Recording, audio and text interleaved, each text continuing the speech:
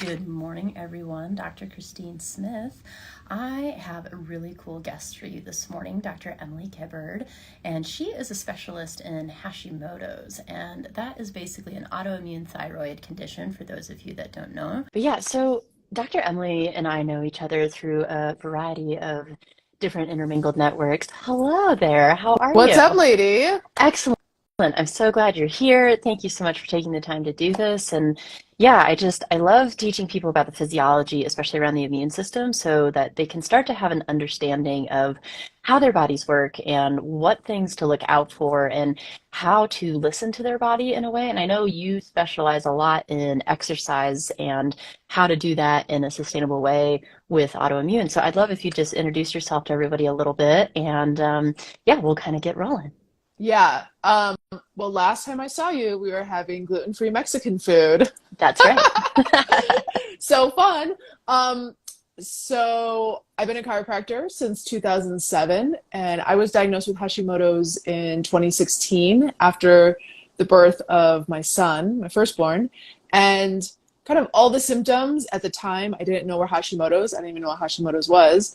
And I just kind of assumed that this was like, this is what it's like to be a new mom. It's like, I'm going to always be tired and have difficulty losing weight, and my hair will be falling out.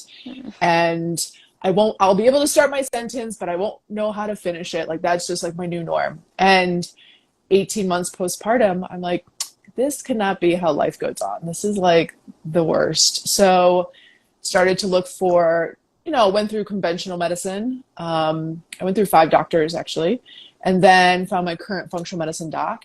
And her and I would co-treat patients in New York City.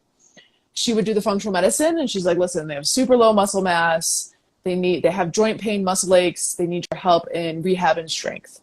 So I was looking at the autoimmune population, specifically women with Hashimoto's was the majority of it, from a movement and strength perspective. And I let someone else deal with all the functional medicine pieces. And there were certain things that I noticed, specifically like harder time keeping our muscle mass, especially the hypothyroid women, and some other clinical observations as well with around hypermobility. And all the women were like, I just want a massage. Please just adjust me head to toe. Like my joints ache. Teach me some stretches and some foam rolling. And ultimately I was like, we'll do like some very specific adjustments. We'll do some ART, some active release. But ultimately, you need to start to resistance train. A lot of them are just walking or doing maybe walking and Pilates. And I was like, you need more. Like, you need more for your body to start to maintain your muscle mass. And when I did that, put them on a resistance training program. And it wasn't like they were doing 5 days a week. They were doing 3 days a week, 20, working up to 30 minutes each session. And their joints were more stable. They had more energy. They felt better in their body. They didn't have as much joint pain. And so out of that came, trying to help their sister that was in Florida, So they're like, oh, I wish she could come up and see you up in New York, but, she's in Florida. And I was like, well, some of this stuff is like learning the basics, like learning the foundation, like, it's like teaching a patient to sleep, eat well, and exercise before maybe starting a more rigorous detox protocol. But yeah, so I was like, listen, a lot of the things that I'm saying can be taught in an online platform. And that was what Thyroid Strong was born out of. Beautiful. Thank you so much. And, for those who maybe the concept of like the physiology around the thyroid is kind of new for you, the reason what she's talking about is super important is because it's a different way to work with your cellular energy cycles when you're doing something like resistance training, and it's very different than cardio. It puts a different kind of stress on the cells, and exercise is important. It's a stress that we call like eustress, right? It's a good stress. It's a stress that we need to regenerate and grow. But one of the tricky things about if your thyroid isn't functioning quite right is the hormone that's involved with thyroid is really involved in cellular metabolism. And so that's one of the reasons you can feel super fatigued and kind of have the brain fog that she was talking about. And I like to, in functional medicine, I like to consider the thyroid the sentinel of the body. It's kind of this like sensory system. And so if I see the thyroid starting to be off, it tells me that that person has been dealing with inflammation for a little while. And like a really common thing, like she mentioned, is for it to happen after pregnancy. And it's just because of all the crazy hormone shifts that the female body goes through after pregnancy. And it's most common for women in middle age to develop Hashimoto's. And that can be because your immune system goes through a lot of transitions too, because it's trying to relearn everything to like not attack this other organism that's growing in your body. And so then your immune system is going through these shifts. And if you're dealing with a little bit of inflammation and you're dealing with some toxicity and you're dealing with some leaky gut, and then you go through pregnancy and then you go through birth, which is basically a giant injury to your body and creates a whole inflammatory cascade for you to heal. And then all your hormones are going through this huge shift again while you're also still like breastfeeding. It's just like so many shifts for your body to go through at once. It can be a lot to manage. So when this starts to happen, it can mean that there can also be some other work to do in functional medicine, like working on gut health and making sure that your environment is not toxic. And this is why I'm such a huge advocate for making sure to like, you know, vote with your dollar, like pay for the brands that you like to remove toxicity from your life. And I know that's stuff that Dr. Kiberd addresses as well. But the exercise component, that's a tricky one. And I think it's why it's really important that she teaches this stuff to people, because you can overdo it on exercise. And if you overdo it when you're already struggling with your cellular metabolism, it can actually cause some damage to your cells. So I'd love if you could give your 2 cents on that as well. Yeah, so I like to, because I think the common recommendation for exercise, especially with an autoimmune condition, is to do less, to not overdo it. So like low impact, Pilates, yoga, Yeah, it's stretching, all about the take a balance of walk. it. Yeah, and it is a balance. And I think there is a time and place for that, especially like you mentioned, like maybe you have someone who hasn't started to optimize your thyroid hormones or hasn't even started to take the journey of addressing gut dysbiosis or a leaky gut, Yeah. or maybe they're living in like water damaged mold. I know you and I have both gone through that journey very brutally. Yeah. Oh, that's and Or it's more common than PTSD. people Oh realize. my God, so common, even in a dry place like Colorado. And so I think if you haven't even started to like take that journey on, then that low impact exercise might be right for you in this time of life, because like you said, exercise is a stressor. And if you already have, you know, all these stressors added up, like living in a moldy apartment, it's just going to be more challenging. It's going to tank your energy. But on the flip side, if you are starting to work with a doctor to optimize your thyroid hormones, if you are taking steps to support your adrenals, if you're starting to work on healing your gut, It can then I boost think, your cellular and boost metabolism. your cellular metabolism, then I think it's important to start to feed your muscle tissue appropriately. The muscle Yes. tissue is the largest endocrine organ in the body. So oftentimes we think, okay, it's just this like little thing right here, this little butterfly gland, but there's actually the when you contract the muscle, it secretes myokines, right, which are proteins that then can affect your hormones and affect your immune system. So just like your thyroid can secrete thyroid hormone and it gets metabolized in the liver, same thing, like your muscles um, secrete proteins that then can affect your hormones. So it's kind of cool to think that you could literally have an effect, because sometimes when you think about, oh, like I'll take a medication and will have an effect on my hormones. If I seed cycle, it will have an effect on my hormones. But you can literally do something in the immediate moment, like contract a muscle, lift a weight, you know, lift a Yep. load, and start to affect your hormones. So that's how I frame it. And I think there's a certain point where doing low impact is not enough, especially when it comes to energy, because there's mitochondria in the cells. The more muscle tissue you have, the more mitochondria, the little powerhouses you're going to have. So Yep. once someone starts to address gut health, you know, is working with someone to optimize their thyroid hormones, then I think it's like, okay, let's start to build your resilience and your energy and boost your mitochondria by resistance training. I'm not talking like 6 days a week, like CrossFit 6 days a week. I'm just talking like 3 days a week, maybe four if you're feeling amazing, 30 minutes. Yeah. Yep.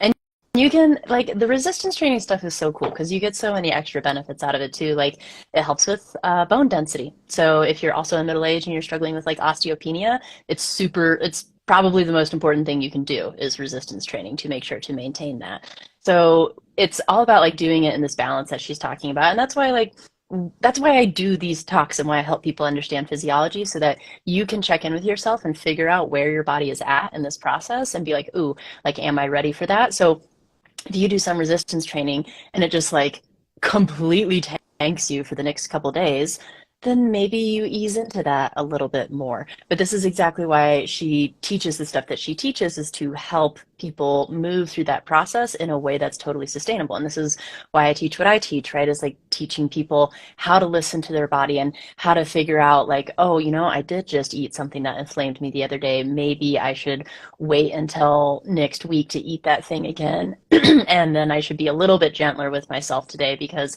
my body is in a state where it's working on something else. And when we can start to teach our clients about like this dynamic moving system that is your body, or like maybe for women, you take into account your cycle as you go through the month, and it might be different. It might be better to do exercise at different times depending on where your hormones are in your cycle, because they all interplay. Like, they're not separate from your thyroid hormone, and you can have different things going on with your thyroid hormone as well. Like, you can maybe have a better T4 production, but maybe not as good of a T3 conversion. And then if you have something called like reverse T3 showing up, it can actually mean that you're still dealing with quite a bit of inflammation and maybe there's some more gut work to do. And I just want to list this so that you guys know what to ask your doctors, because a lot of people think that a blood test for a thyroid is TSH. TSH is actually a measure of a chemical coming from your brain going to your thyroid. So TSH is a reflection of what's coming out of the thyroid, but it's not a direct measurement. So if I run a thyroid panel for people, I run TSH, I run free T4, I run free T3, I run reverse T3, I run TPO antibodies and thyroglobulin antibodies. And that is what I consider a full thyroid panel. And that's not even including the other blood work that I do. So just so you guys know, like, just so you know, just to educate you so that you can start asking questions in your own life and feel educated about your body. And I'm sure Dr. Kiberd has thoughts on that as well. Yeah, I would totally agree. I think, when I was first diagnosed, my first four doctors only ordered TSH because they're like, you're like 35, you look normal, you're fine. And then when my current functional medicine doc, she's like, yeah, your thyroid antibodies are off the charts. And so you have an autoimmune condition that's currently active. It's caught early. Let's see if we can get it into remission. And I think, just to also add to that is like there's conventional range that's much broader that includes the very sick. And then there's optimal range, which I know that you use and is really a range. We all want to feel like our best selves. So why just shoot for kind of like average Joe? Like, we want to feel optimized. So I would highly encourage everyone to see a practitioner that is working with you to help you get in that optimal range. I know when I was first diagnosed, my TSH was like 3.2, which is like just out of optimal. And I felt like death. I was like on the couch all the time. So for those women that I get DMs from, they're like, oh my God, my TSH is 12. I'm like, I don't even know how they're like functioning in the world, but I think it's important to work with a practitioner that not only tries to work with an optimal range, but also doesn't wait, right? So if they're like, oh, it's like a little elevated, it's like, we'll just wait and see. Like, why not catch something early through proper labs? Because if Hashimoto is caught early before there's too much destruction of the thyroid gland, you could go into remission if you took all the steps. So yes, and thank you for mentioning that you can go into remission, right? Because when you look this stuff up online, it says there's no cure for Hashimoto's, it'll never go away. Yeah. That's a very blunt statement that I don't think is completely scientifically founded, because there's a ton of cases of people going into remission because that's how our immune systems work, and this is how inflammation works.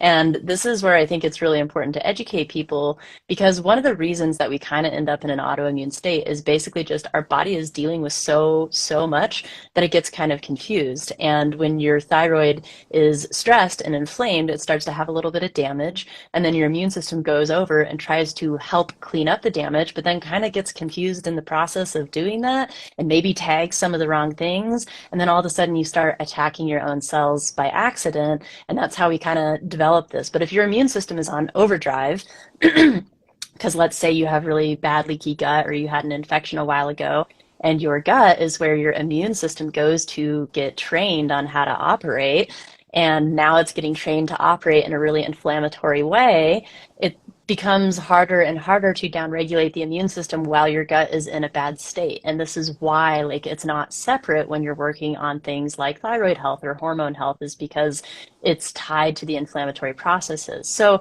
if we can start to work with our bodies where we are reducing our inflammation, which means, you know, taking care of ourselves by the food that we eat and what we put in our mouth, and making sure it's real food and not processed fake food that's made to look like food. And we make sure that we don't have toxins in our environment. And we're working on our personal, internal, mental stress levels and how we perceive the world around us.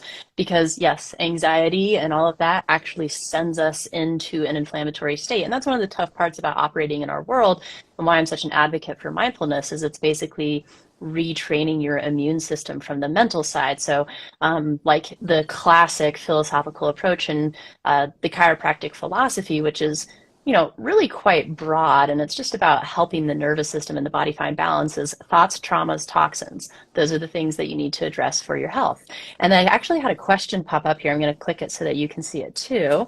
Yeah. So someone said, what's a reasonable amount of exercise for a 49-year-old woman that's in good shape but beginning menopause, very active, runs plus 3 to 4 strength training sessions a week? Is that too much? So I'll let you kind of give your expertise on that. Yeah. I mean, I think in a dream world, that is, if you're, you know, I try to get women to hit their 10,000 steps a day, and then to resistance train 3 to 4 times a week. Maybe 30, 40 minutes if they're like, everything is like, they're sleeping well, they're not like overly stressed. I think to start at that, like if you've never worked out before, that's a lot. But I think that is actually an ideal amount. I just interviewed someone for the podcast, Esther Blum. Do you know who she is? That She's on the East sounds Coast. familiar. Okay. She has a book called See You Later, Ovulator, and it's all about kind of a functional medicine approach to menopause. And that is her exact recommendation, is like 10,000 steps a day and resistance training 3 times a week. So yeah, especially with menopause. And resistance training is lifting weights. You know, I can't think of any bad reason to have more muscle on the body. You know, we go to like more mitochondria, more energy. It's a glucose sink. It is neuroprotective. Like there, I was trying to think the other day, is there like any downside to having more muscle? There's, you're like better longevity related to grip strength. Like you burn more calories at rest. The only thing because I end up working with like a lot of CrossFitters and stuff too, right? Yeah. And they're very into building muscle mass. The only thing that I can think of is like, make sure that you're walking sometimes. Like just literally just walking. Like it doesn't even have to be running. Just go for a walk sometimes, and it helps maintain your heart health while you're also building a lot of muscle mass. But, you know, I think the only people that struggle with it are those that are really, really building a ton while not keeping an eye on their vascular health. But otherwise, it's like there's never a downside to building muscle mass. And I saw another question from someone like, does this matter if you're over 70? I'm just going to say, I think it's even more important for you if you're over that age, when it comes back to the bone health thing as well. And there's like, if you just Google like bodybuilding grandma, you'll see that there's an incredible amount of muscle mass that you can build in your 60s, 70s plus. And there's some women doing some incredible things out there. So like, Train with Joan. Oh, have you seen her? Man, no, I haven't. But like, oh my God, don't doubt yourself. Like, it's so cool. I love seeing women do that. And there was one other question about the blood test. So I'm going to post this video, and you can go back and listen to what we were talking about on the blood test too, because I only have so much attention span to be able to read and talk and ask questions. So, but I know you also have like courses that you run that kind of teach people how to do this. What do you like to teach? Because I know you also put for anybody who's curious, she has a great Instagram channel herself. You can just click on her name and she's posting stuff like all the time about different workouts, and she's really good with kettlebells. And if you have no idea how to work with kettlebells, like they're really actually, they can actually be pretty fun. And Oh yeah. there's a lot of ways that you can use them. You can get really creative. Yeah. And it's an easy thing to have at Yeah. home. So, I mean, I have a course called Thyroid Strong. I have a master class coming up later today. Because as you know, women with Hashimoto's, the two biggest struggles is the fatigue, and then it's also the difficulty in losing weight. And so I like to teach on fatigue because I feel like if you have more energy, you can do anything, like work out and but women kept on emailing me being like, well, what about the weight? So I'm doing a master class. It's 3 parts. Today is how to eat to lose weight. Wednesday, which is my wedding anniversary, my husband was like, you Aw. just put this masterclass on the calendar on our wedding anniversary, is how to work out to lose weight. And then the last one is how to start to identify root triggers that could be contributing to that inflammatory load. I'm mainly going to focus on the environmental piece. Yep. But obviously there's those other pieces of like our thoughts and past traumas. And so, yeah, and I'm gonna frame it around muscle and protein, and we'll talk a little bit about calories because calories do matter. But yeah, so that's what I've been working on all weekend, is just kind of putting the final touches on that PowerPoint.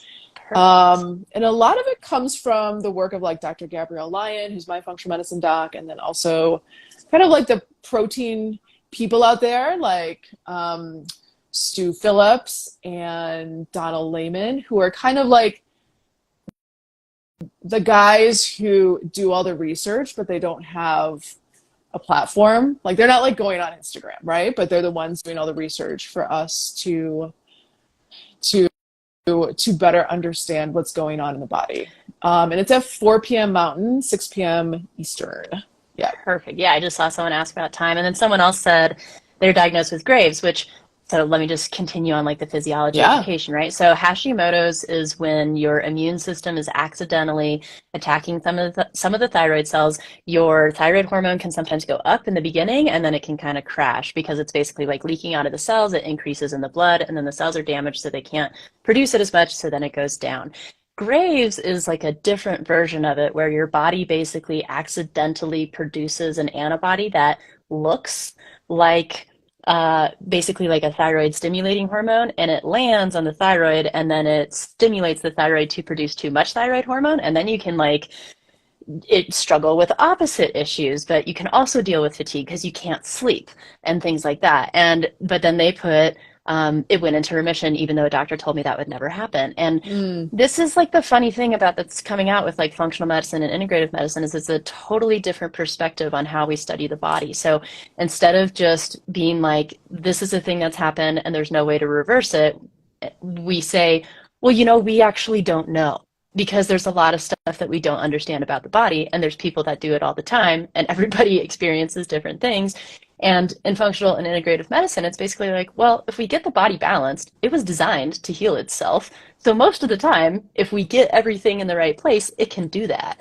And like I had my own experience with my body healing stuff that I was told that would never heal. Like I had like bone and cartilage lesions and my body regrew cartilage, and I had 10 doctors tell me that would never happen. And I went doctor shopping, which you're allowed to do, by the way. You're allowed to go doctor shopping just like you can go shopping for an electrician or a car. Like you go pick what's best for you and what resonates with you and what resonates with your belief system. And that's probably going to be the best fit for you. So never be afraid to get a second opinion. And if you go to a doctor and they're not asking you a ton of questions about your health and your history, find someone that's curious, find someone that's learning, find someone that's always educating themselves. And I think that is usually one of your best bets, because I get people who ask me all the time, like, how do I find a good functional medicine doctor? And like, find someone who's curious, find someone who learns, find someone who puts content out and educates, because doctors are supposed to teach. Doctor actually means teacher, and a lot of people don't realize that.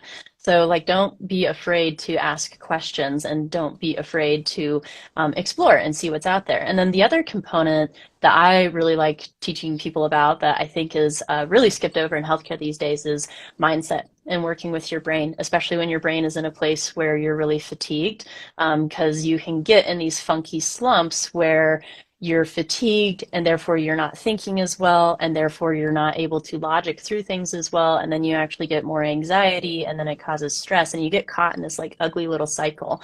And this is why like I love collaborating with people like Dr. Kiberd, right, is because she teaches stuff that I don't teach and I teach other things to support people in realms that maybe she doesn't teach. So if you guys are wanting to work more on your physical health and you're specifically working around thyroid stuff, like she's your gal. If you feel like you are in the beginning of this and maybe you're not quite there yet and you need a little extra support, like feel free to explore my channel. Like anything with a title page is an interview with some other wonderful practitioner, because I just want people to learn and I just want to get this information out there. And there's stuff about gut health, there's stuff about brain health, there's stuff about hormones, and that's just all free content. And then if you need extra support, you can go to the link in my bio, and like I run group courses all the time and I have a pre-recorded course, and I know Dr. Kiberd does as well. So we try really hard to make it accessible for everybody because we know not everyone's like ready to come into the clinic or it might not fit into their schedule. So we want these things to be accessible to you at home. So just know that there's support and know that there is other things out there to start to educate you about your own physiology, because I want people to feel empowered around their health. I think there's been a lot of stuff that's happened in the last few years that has made a lot of people feel powerless and kind of feel like victims to everything going on around them. But if we can start to understand our own physiology and start to read the language of our bodies and know things that you can do, like resistance training, and learn how to do it, right? Because we can tell you, oh yeah, go resistance train, but people are like, I don't know how to do that. And that's exactly why Dr. Kiberd does her course, is to show you how. And like I think this is kind of the evolution of healthcare and medicine, and what's happening is we're starting to let people take their health back into their own hands and advocate for you to be a participant in your care and a participant in like speaking to your body instead of just relying on being fixed, which is a very disempowering place to be. Yeah, 100%. Yes.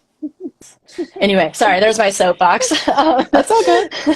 Anyway, let's see. Any other like major things that you would love people to kind of know about Hashimoto's or thyroid or the physiology around it, or just like some of your big epiphanies that you had?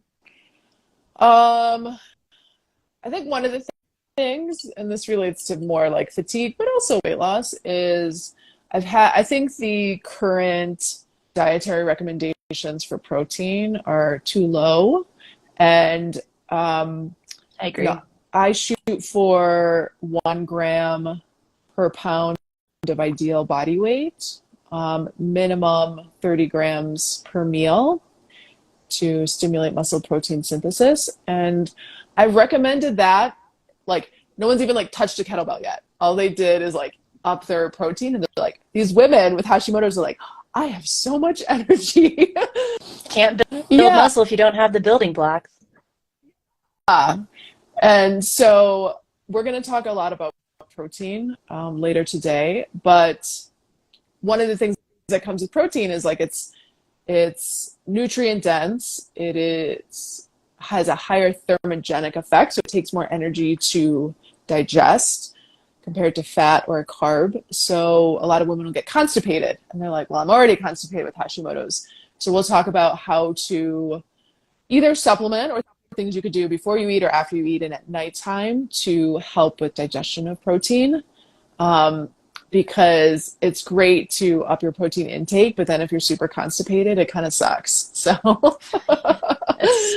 yeah. And people don't realize how important that is, right? Because that's how our body detoxifies itself. So it's actually very important to get that moving on a daily basis. I'm just going to say this because you'd be surprised how many people I've run into that don't know this, or no one ever told them, or their doctor never talked to them about it. You're supposed to poop every single day.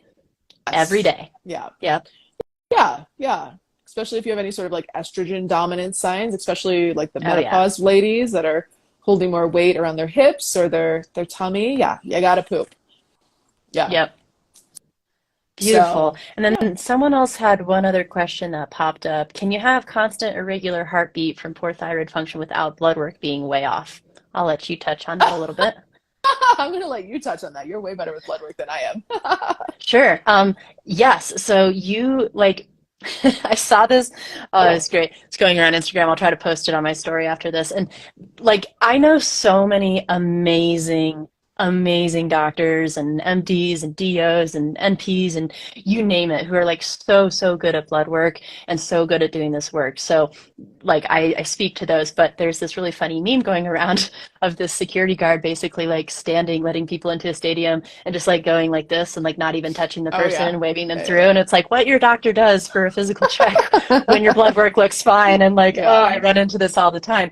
So this is why we use functional ranges in blood work, right? Because currently the way that blood work is read, especially for functional labs, is it's within a set of standard deviations.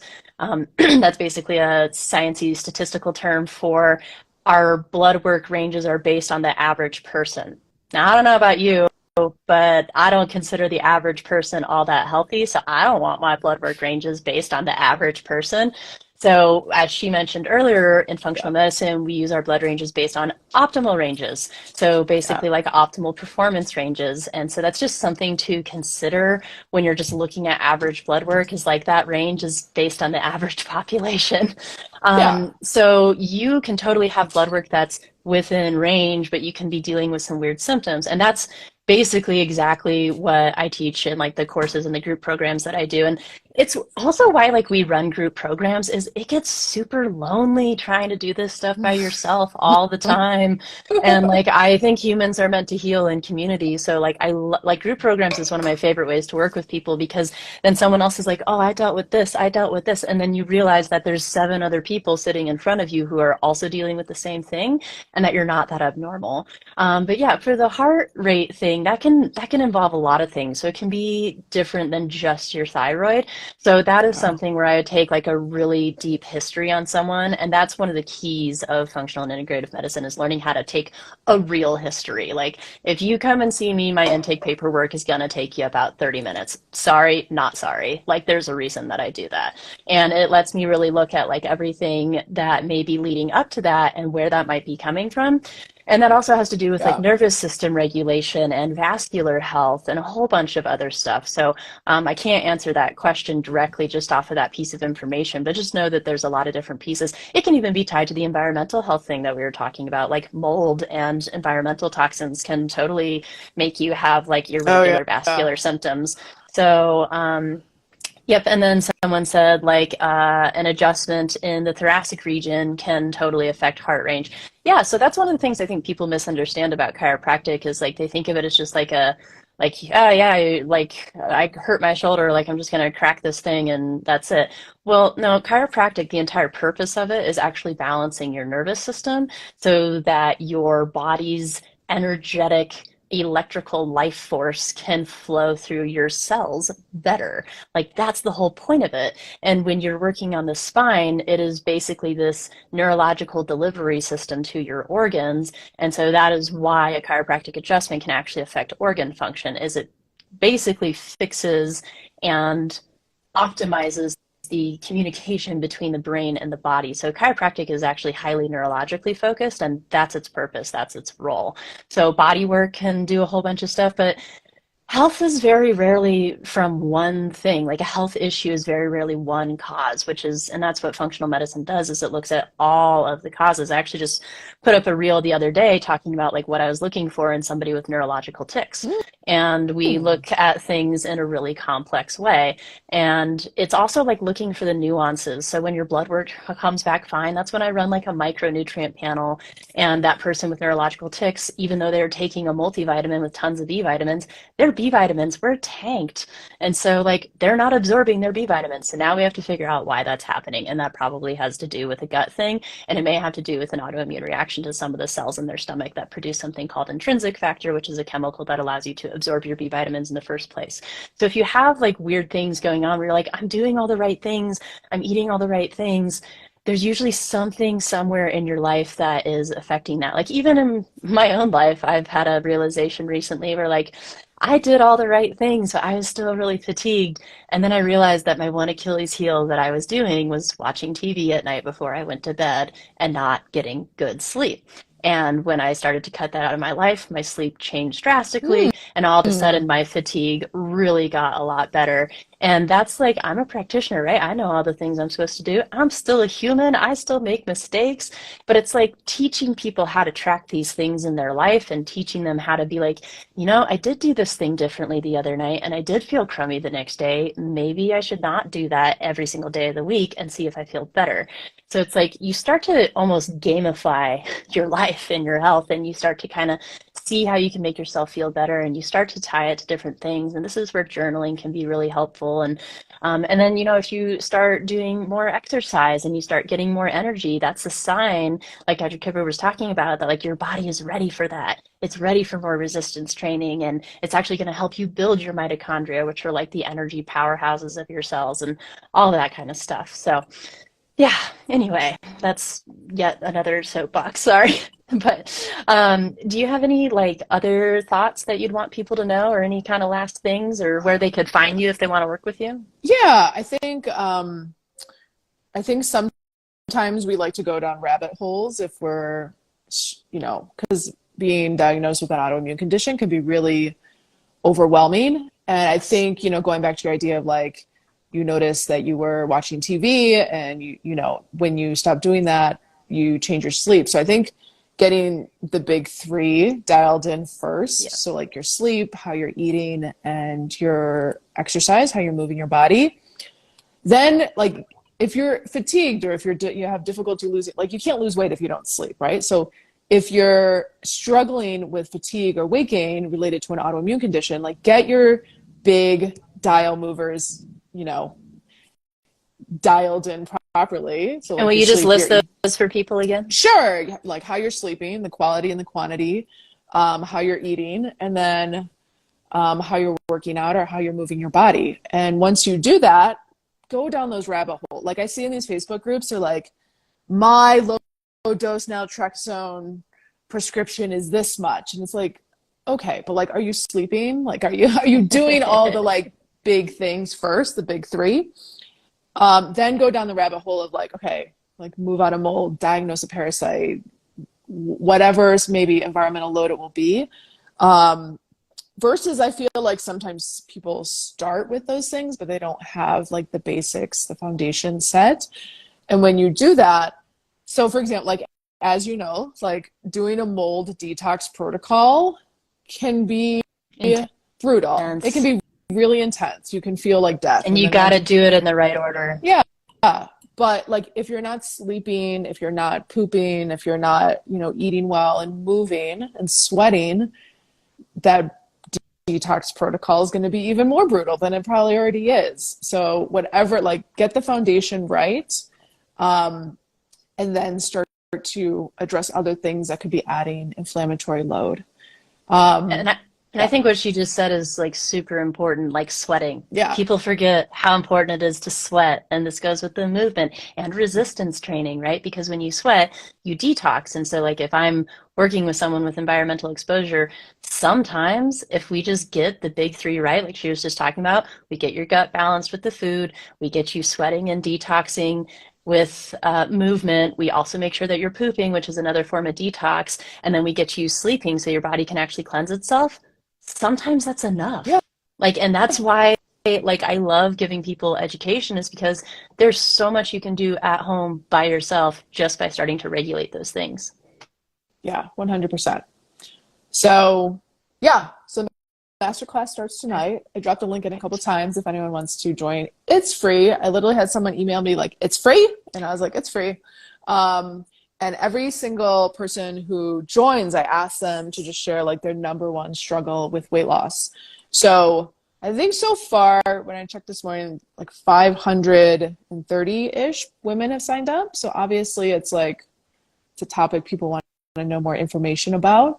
Um, but yeah, it's going to be super fun. I'm going to try and make it fun and not too like technical. So Beautiful. Thank yeah. you so much for like kind of being on the same page and just educating people for the sake of educating, because I think it's something that the world really needs. And then someone said, how do you join? She had put the link in. I'll have her text me the link, and then I'll put it in the Sure. comments of this video when I post the recording. And then, of course, it's Instagram. And so you won't be able to click on the link in the comments. So you'll just have to type it in. Or you can go to her Instagram page, and I believe she has the link there as well. So that would Yep. be a good way to do it. Yep. And it's just Dr. Emily Kiberd, Kiberd.com/weight loss. So that's pretty Yep. easy to remember. Yep. Amazing. Thank you so much, Dr. Kiberd. This Thanks. was really fun. I Yeah. love getting to talk to you. Yeah. Thanks so much for having me. And we'll Uh, have to do gluten-free Mexican again soon. Yes, absolutely. To all the people who joined, thank you so much. And thanks for your questions. Like, I love doing this live so that we can figure out what you actually need, because that's why we're here, is to be here for you. So never be afraid to reach out. You can reach out on Instagram or just go to either of our links, and we both always have education going on. So have a wonderful day, and we'll talk soon. All right.